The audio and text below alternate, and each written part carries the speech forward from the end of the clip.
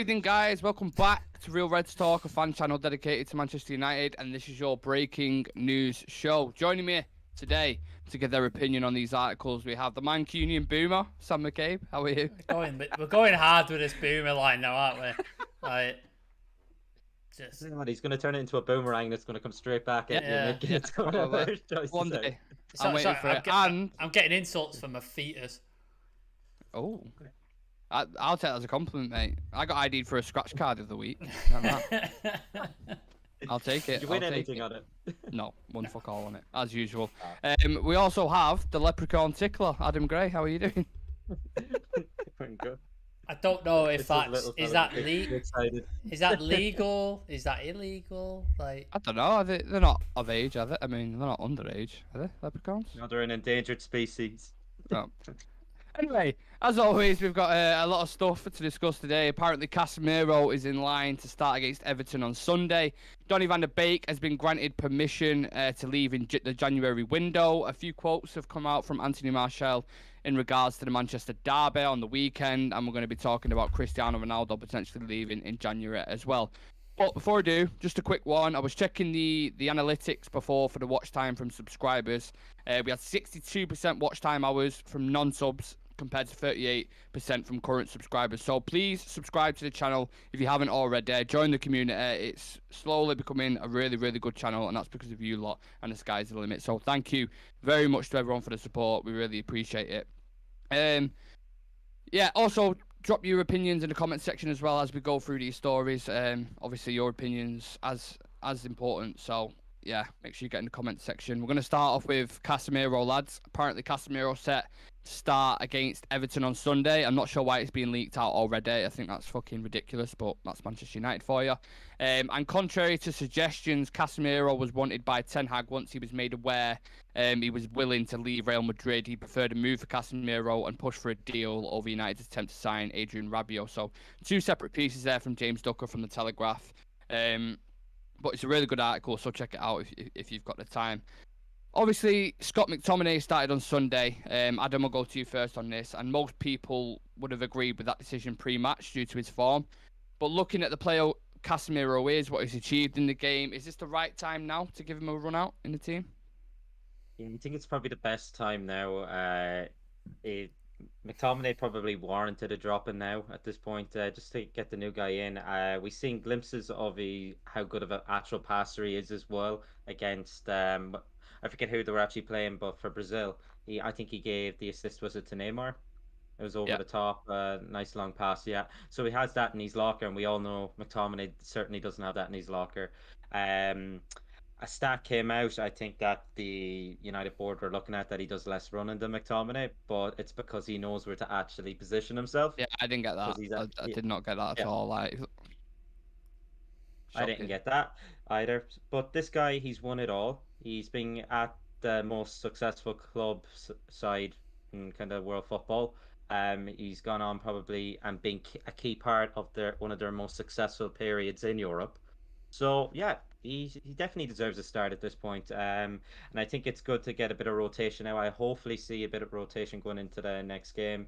I know Ten Hag was rewarding players like in good form, but after the last game, I don't think many can hold their hands up and say that, look, we actually played well. So other than I'd say argue Martial, but he only had already a cameo. What was it, 7 minutes and got 2 goals. But for me, yeah, I think start him now against Everton. He's kind of been in around the squad now for a while, and I'm sure he'll be used to the kind of system that Ten Hag wants to adopt. What about yourself, Sam? How do you feel about this? Casemiro's is time to shine now in the squad for the next couple of games? Yeah, I mean, like Adam said, it's probably the perfect time at this point. McTominay was in the side on merit, and he was playing well, so there was no reason to drop him. But now he's had a bad performance against City, and we need to get back on track. So why not throw Casemiro in, see what he can do? He's clearly a quality player. For whatever reason, Ten Hag hasn't played him yet, whether that's fitness, whether that's he doesn't think he fits into the style quite yet. I'm not sure what it is. But the only way he's going to fit into style and get his match fitness is playing games. So why not? Let's throw him, see what he can do. I've seen a bit of a fiery debate before. I'm not sure if any of you have seen it with Rio Ferdinand and a guy who's on his channel. And he was going back and forth about it, and he was saying he's not done anything since he's been here. He doesn't deserve to start in regards to Casemiro. And the cameos that he's got. This is obviously I think it was Joel Bayer, who's an Arsenal fan. Surprise, he was saying it. Would you agree with that? How would you assess his minutes on the pitch, Adam? The minutes that he's got. I feel like he's in one of those positions where you don't really notice much, but in the little cameos he has come on, we've managed to look a bit better defensively as well, especially during the game when you're trying to shut down the game. Uh, it just a lot of the work goes unnoticed, and I think that's the sign of a good DM. Michael Because Carrick. if Michael if you're beginning Carrick. to notice, yeah, exactly. All their good work goes under the radar. It does. So, I think as long as he's not making mistakes, and I don't think he really has made much mistakes. Like maybe he's misplaced a pass or two. That was really it. McTominay does that every 2 minutes whenever he's on the ball. So, um, it's a bit of a change. So that I'd assess it that way. He hasn't really made much mistakes, but I think he's warranted a start now for 90 minutes. I think he has it in him now. Mm. I think he's Was ready. it? Is there any doubt in your mind? Obviously, we can only go off what we've seen, Sam. But is there any doubt he might not adapt to the Premier League? Because obviously we've seen it swallow players up before. Jadon Sancho did really well in the Bundesliga, but it's not necessarily translated over to the Premier League because that's how competitive it is. Yeah.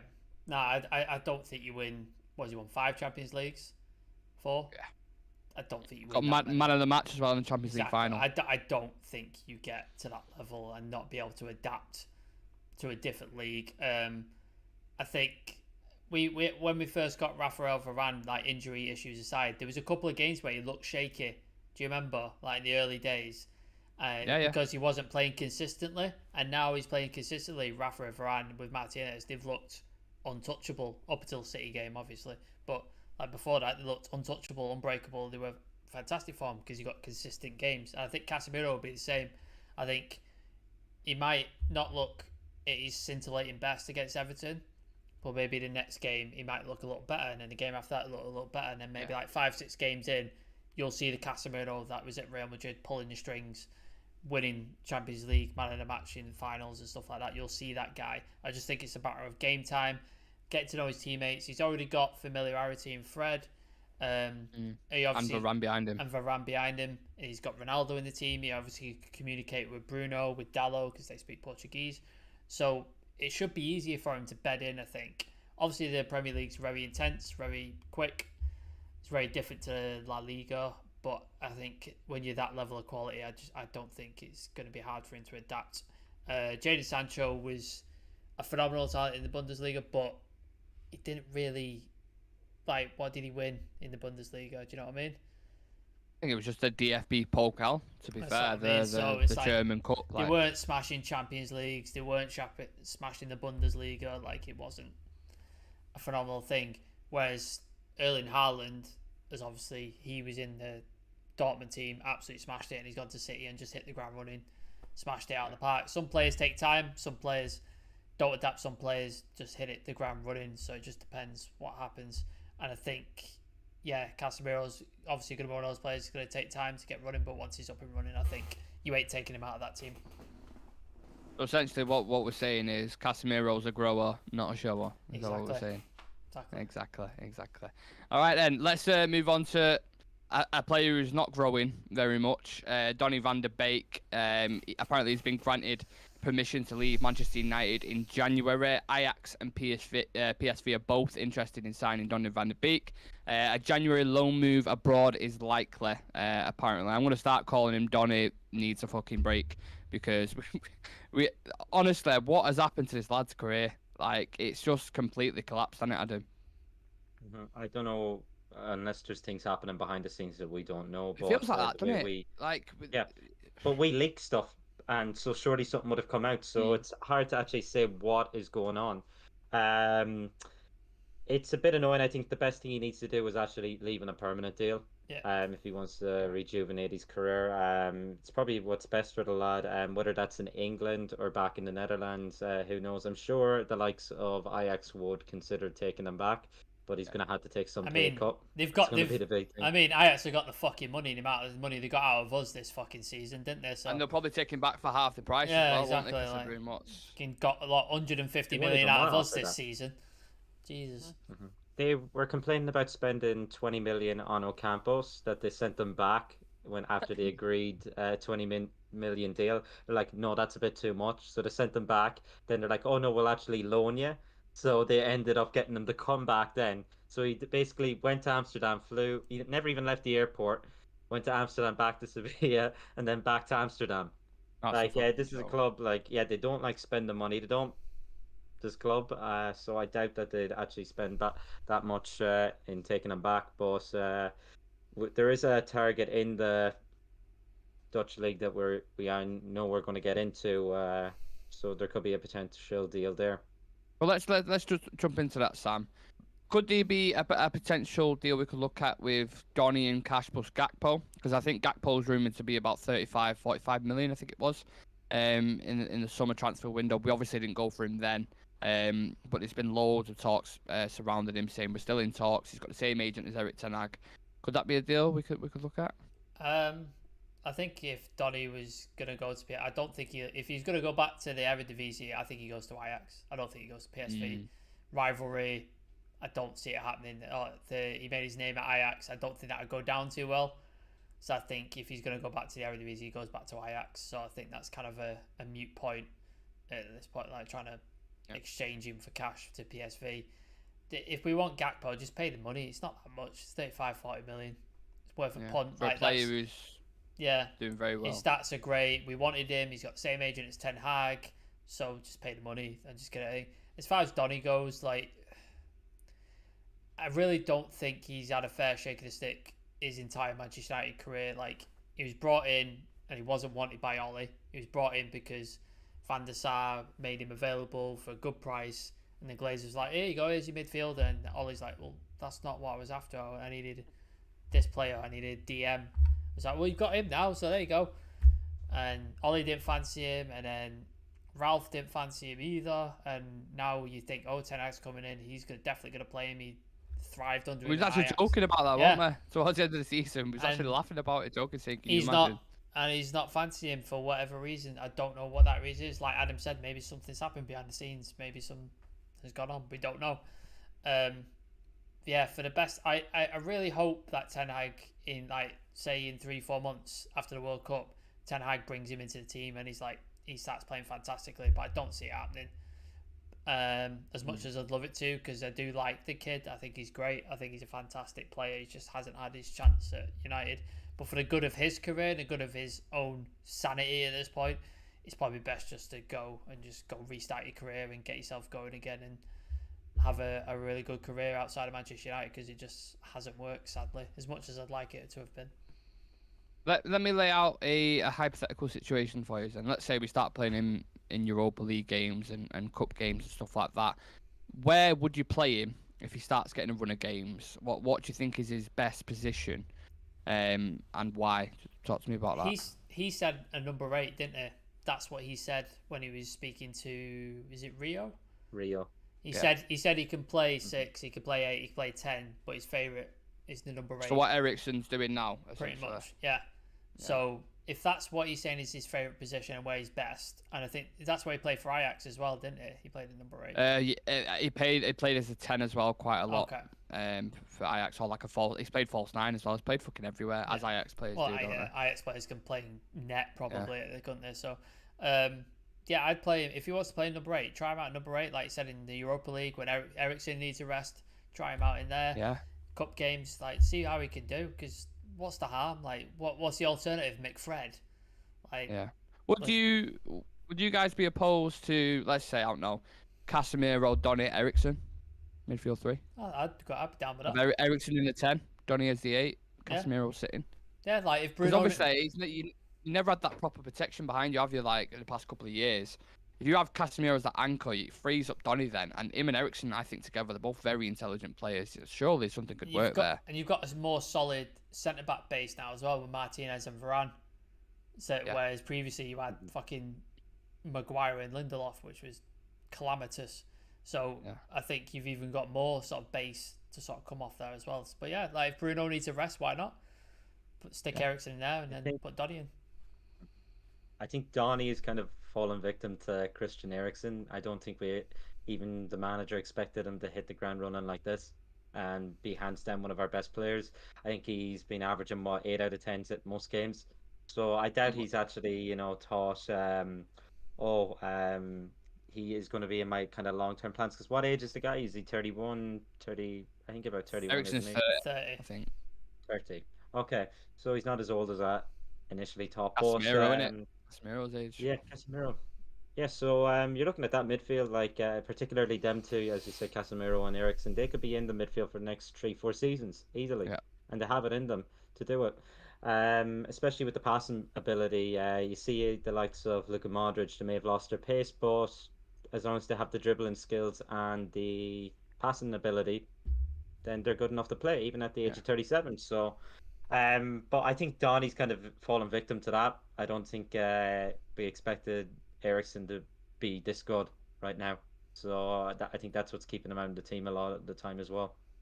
And what you mentioned about Luka Modric there as well, the reason why he could do that is because he had Casemiro behind him sweeping everything up. That's why him and Cruz could dictate a game. I think Eriksen as well. Like, I don't think he's ever played this good for Spurs or Inter. Like, I don't remember him being this good. Yeah, he's had flashes where he's had brilliance, but what he's done in that, he surprised me in that 8 role. Yeah. Because like we all thought he'd be like bit part for Bruno when Bruno's out and plays in Europe, but he's so, apart from the derby on Sunday, which I thought he was pretty poor in the derby, he's been fucking phenomenal, been our best player probably. So yeah, it's going to be interesting, but I don't mind that dynamic. I won't mind seeing Donny, Eriksen and Casemiro, because I think it's a very smart, even hard work in midfield. Like a lot of the qualities you associate with Christian Eriksen, Donny van der Beek are like technical abilities, but Eriksen's been covering more ground than anyone in the team pretty much. Yeah. So he doesn't get given no way near enough credit for that. So yeah, we'll see what happens with Donny van der Beek. Nonsense, and the chat is Roy King will put it. Yeah, that's why I've not even bothered addressing it, because it's just absolute bollocks. So. I just don't know how you can blame the manager this early when you're quoting money. Like, it just doesn't make sense. You have to give them time. Look at Pep in his first season. We're 8 games into the fucking season, man. Like, Jesus Christ. I have no idea what he's going on about. There's a guy saying Ten Hag out and Ten Hag trash in the chat. Ten Hag's trash.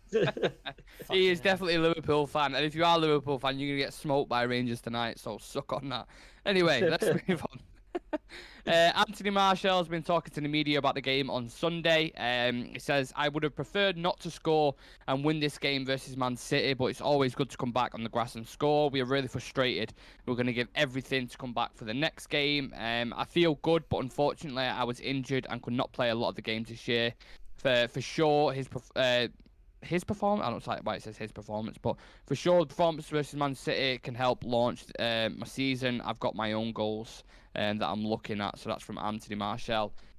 I'll go to you first on this, Sam, because I remember you mentioned in the review after the game that he has a different look about him. His attitude and focus seems to be a lot more sharper. What do you put that down to? Maybe a couple of things. Maybe like when he was at the previous regime under Ollie, obviously had a really good start under Ollie, and it sort of just nosedived from there. And then last season, he went to Sevilla, and I think he was hoping that was going to be his like renaissance. Go there, score goals, get a move, and that would be the thing. And it didn't happen.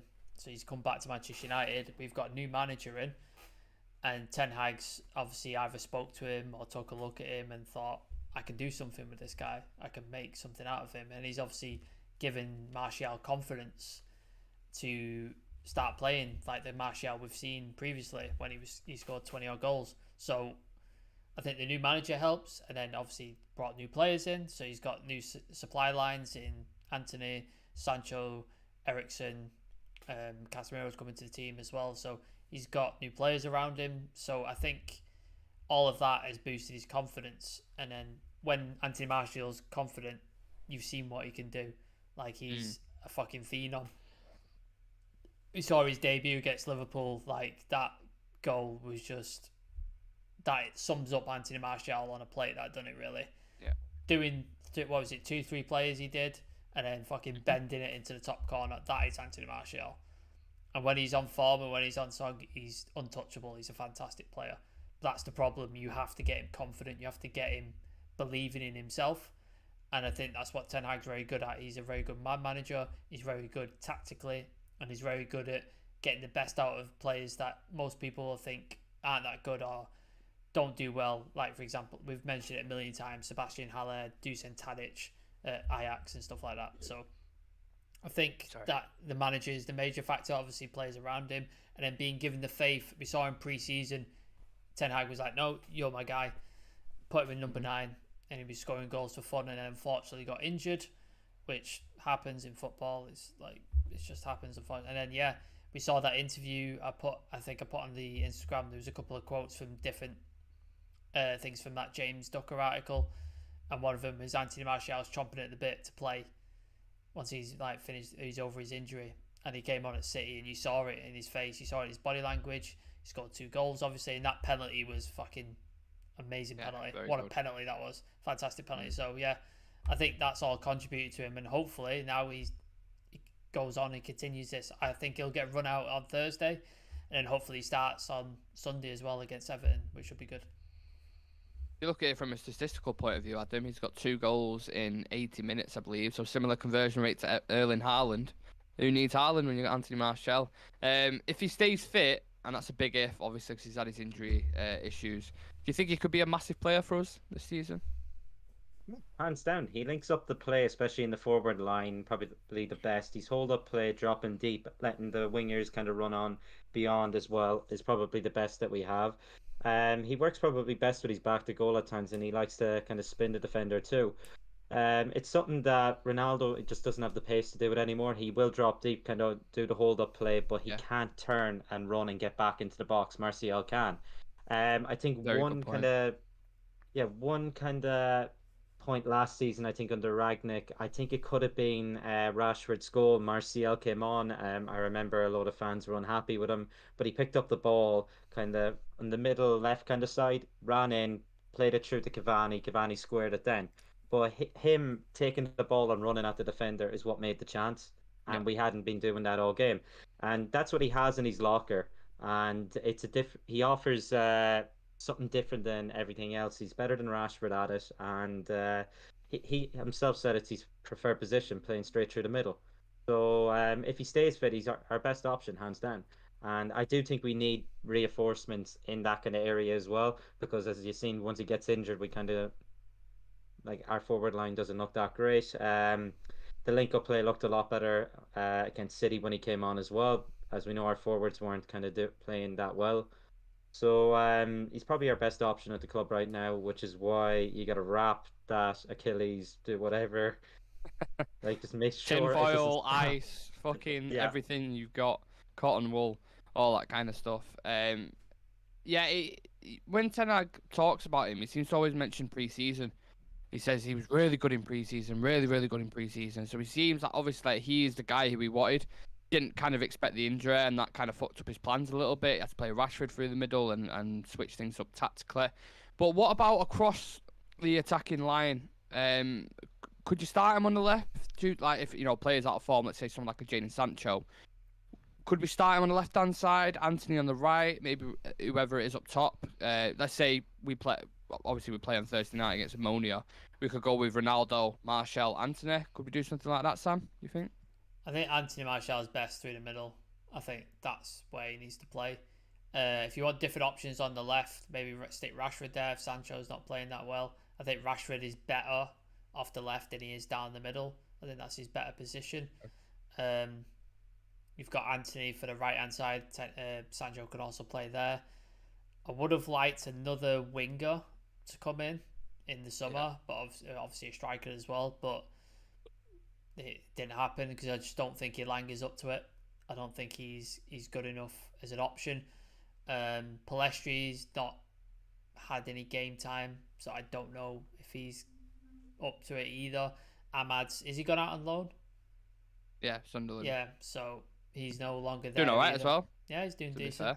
So he's no longer there. So like we're a bit short all across that forward line. So I wouldn't play Anthony Martial on the left. I think his best position is down the centre. So for me, that's where he should play if he's going to play. What are your thoughts on it, Adam? Martial in general, like the No, front the three that you mentioned. on the left hand side. I mean, like because Hmm. I feel like Sancho's in pretty bad form in a minute. I didn't like his performance against Manchester City at the Shocking, weekend. really I bad. thought it was shit. Yeah. So many opportunities. We had transitional moments, and well, one of the goals came from Sancho miscontrolling it. I think it was at the He first lost goal. the ball so many times. Yeah, Like gave it away so yeah. many times. Touch is way He off. also had a one-on-one, Yeah, and he and miscontrolled it as the well. thing is though, he's not, and he's good 1v1 like in terms of dribbling, but he isn't the Hmm. kind of player to run at people like Rashford is when he was in kind of in his, I'd say prime. It's not his prime years, but you get what I'm saying. Um, but yeah, like I like Martial. I think he brings a sense of control, and I feel like even if you could drag him out to the left, play Ronaldo in Europe up top, and then have Anthony on the right hand side as well. I feel like that link up could, especially if we change up the midfield like we was touching on before. But look, that's my personal opinion. That's why I was just asking for yours.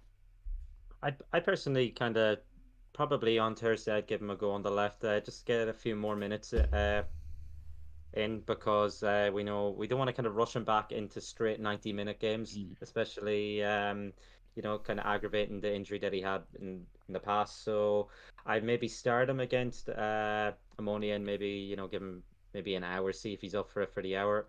Play him on the left, play Ronaldo up front. But given the way our strikers are performing right now, none of them are in form other than him. Like I Yeah, think it's really a no-brainer just to have him up front right now. no, But that's a very good against point. Ammonia, I give him the minutes on the left. We need to Yeah, win. that's a We good need to point. win that game against Ammonia as well. Yeah. Like we aren't, Yeah. because we fucked up against Real Sociedad in Old Trafford. So we need to win that game just so we're sort of getting the points from that at that table. I suppose it's the perfect game to bounce back, though, isn't it? Ammonia, the team from Cyprus, Europa League. You'd expect a bit of a steamroll, but we'll save our thoughts for the preview, as that is tomorrow at 6:30. Make sure you tune in for it. Yep. Yeah, our last piece of news to discuss has come from James Ducker as well. He's been relatively busy today. And he said, barring a dramatic upturn in his fortunes, Ronaldo is hoping to get a move in January after failing to land the transfer he wanted in the summer. Erik ten Hag is believed to be open to letting him leave in the winter window. Now, I know we touched on Ronaldo yesterday on the Instagram live, so we're not going to stay on this for too long. But I wanted to try approach this from a little bit of a different angle. We talked about Casemiro at the start, how ten Hag is kind of meriting players on performance, and that's why, let's say, the likes of McTominay stayed in the squad. But now it's time for Casemiro to come in. Similar thing with Ronaldo. He was obviously a serial winner like Casemiro. Is now the perfect time to start playing Ronaldo, Adam? It's a tough one because you have a striker come back and he hits the ground running and getting two goals, like links up to play a lot better, and then you have Ronaldo who's just out of form. I think in the Europa League, sure he can play. He got a goal in his first game in the competition, I suppose. But I just don't think he's done enough to warrant it yet, and maybe his attitude is kind of stinking up the place a little as well. So he's not rewarding him in that sense. But Rashford didn't play too well. I think if Martial wasn't injured, I think we'd be looking at Ronaldo starting. So you would Um, only start him in Europa League. You wouldn't start him in the Prem at all. Let's say we've got a choice out of Martial, Rashford, and Ronaldo. Would he be bottom of the pecking order for you in that? I probably at this point play him ahead of Rashford. Yeah. I just don't think Rashford has been really offering that much. I think he got Malacia. He caused him to get booked in the City game, and then both our fullbacks are booked, and City just tore us a new one. Then they did, so I kind of blame him for that. His link up play isn't that great. Ronaldo's is a bit better, but it's just turning back and running into the box. That's where he lacks, and if he can sort that problem out, then I think yeah he could start. But right now, there's only one player who's in form in the forward line other than Anthony, I suppose you could count because he's got two goals in two Yeah, games. played very well. But mm, I just I think it's Martial. So right now Europa League for Ronaldo and probably gone in January if we Yes, can find a replacement. this is the narrative I'm kind of, well, not the narrative, but this is the thing I'm trying to push with Ronaldo because we wrote him off last year in December. He went through a really bad patch, the worst patch he had since 2010, I believe, under Real Madrid in terms of goal scoring. And then was it Tottenham he scored a hat-trick against, and then just went on this kind of like goal streak. Is he not potential for that to happen? And if he does come back, Sam, let's say he scores a hat-trick against a team, whoever it is there space in your mind for that to happen, do you think? I think in hindsight that sort of like dry patch is maybe the sort of start of his decline, because like you said, it was the longest period that he'd not scored for in like a long time. I think that was maybe the start of his decline. I think he's at a point now where I think his mind is still at that level, but his body's not letting him perform to the level that he still has in his head.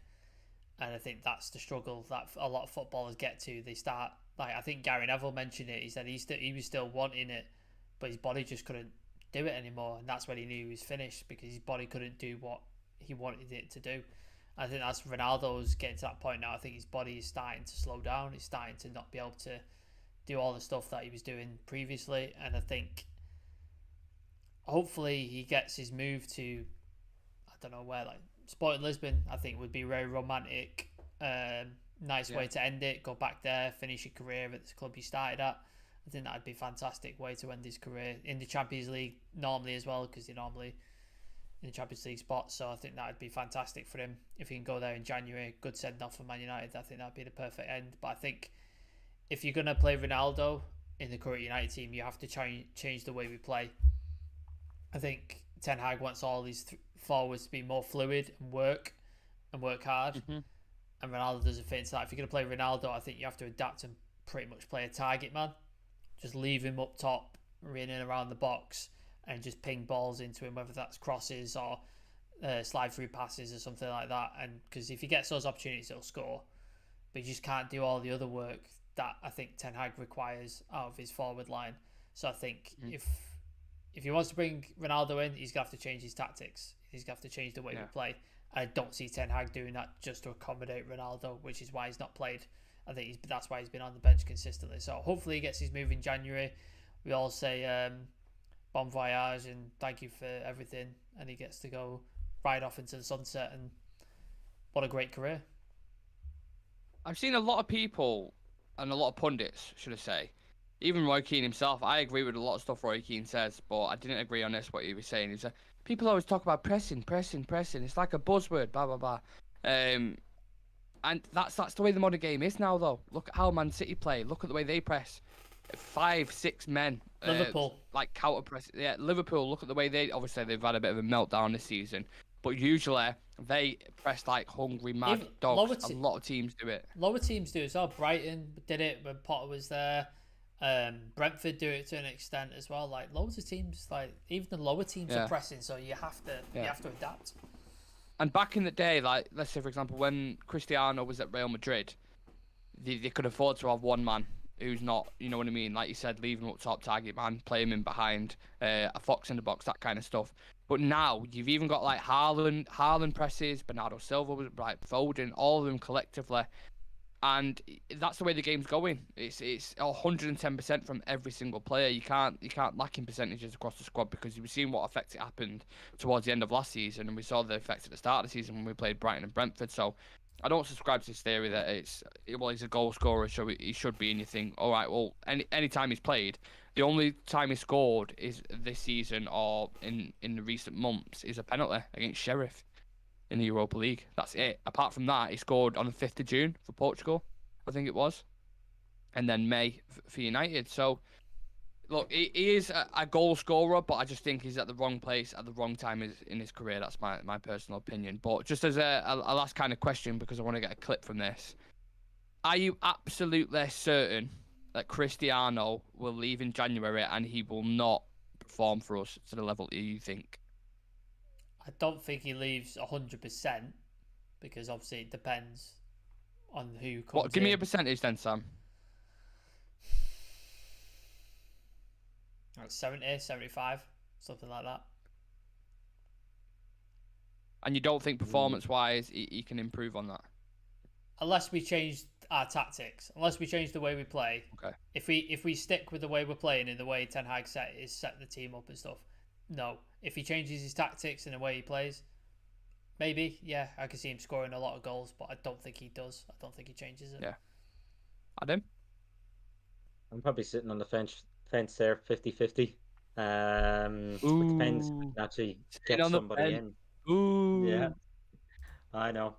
But if we can get somebody in, sure, he can leave then. But if there's nobody else, given the injuries that our forwards are typically do always have, I can't see us letting Ronaldo go then. So depends on it, any incomings, and we know the word is that they're not looking at many right now.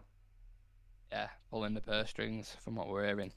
It's, you know what actually upsets me a little bit, that Ronaldo's kind of thing is ending like this, because he's the romantic story of him coming back to Manchester United when he scored that brace against Newcastle and everyone was losing the shit and they're saying we're going to win the league, we're going to do this, we're going to do that. Like, it was just perfect. It was the There's perfect not story. there's not And many it's there's not many sportsmen, like I'll use a fighting analogy. How many MMA fighters have gone out on top? Not many. yeah, Like yeah. George St. Pierre, that's probably about it. Mm. Everybody always comes back for one more fight. Khabib as well. Khabib's the only one Yeah, I can think of that I think. Khabib's, yeah, it's a good shout. Yeah. So like everybody always comes back for one more fight too many, or they go on a little bit too long, and it just ends in a sharp decline. A lot of footballers are the same way. Like, we've seen so many footballers just hang on too long, and it just doesn't end Ferdinand well. at QPR. Do you remember? There you go. So it's just Abysmal. Gary Neville. I think he said he should have retired the season before because he went into that season and Yeah. he was just fucked. So I just think some players, they hang on too long, and that's why you see a lot of them. They go out to the MLS or they go out to Saudi Arabia or China or whatever to end their careers because they get paid a massive pay packet. They've got the star power, but physically it's not that demanding, and they can just sort of earn a shit ton of money at the last bit of their career. I feel like there's still something in me though that's saying that it wasn't long ago. It was literally 6 months ago. I know It's I all talk it about takes. of late his goal scoring has been poor. It has. So all it takes, I though, fully admit that. like it can happen in a matter of months, and that's what happens. Like, doesn't matter how old you make yourself or all the work you do. At some point, Father Time catches you. It just happens. Like, it's gonna happen. Yeah. It happens to all of us. It will happen to all of us, and that's the Yeah. way it goes. Sadly. I think it's important to mention as well the stuff that's gone off the pitch that he's had to deal with I as was well. gonna It's say. been a Yeah, fucking exactly. traumatic nightmare. So I imagine mentally that's had an effect. I know there was he's been speaking to Jordan Peterson, the Yeah. psychologist. Did you watch his interview? Yeah. Piers Morgan talking about it. Yeah. I've seen that. Fucking hate Piers Morgan so much. I hate Piers Morgan, but I like Jordan Peterson. I want to do really like him. punch Piers Morgan in his sweaty fat face. Okay. Prick. Hate him. Let's not mention Piers Morgan when Sam's on the show.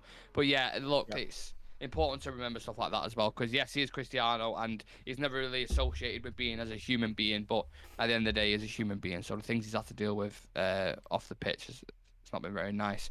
I still got hope for you, Cristiano. I'm crossing my fingers. I want to. Yeah. I want it to happen. I hope so. Like, I want to I want be to wrong. be proven wrong. Yeah, exactly. I want to be wrong. Yeah. I want him to come Look into at the team Martial. and smash an absolute hat Shut him trick and just absolutely smash.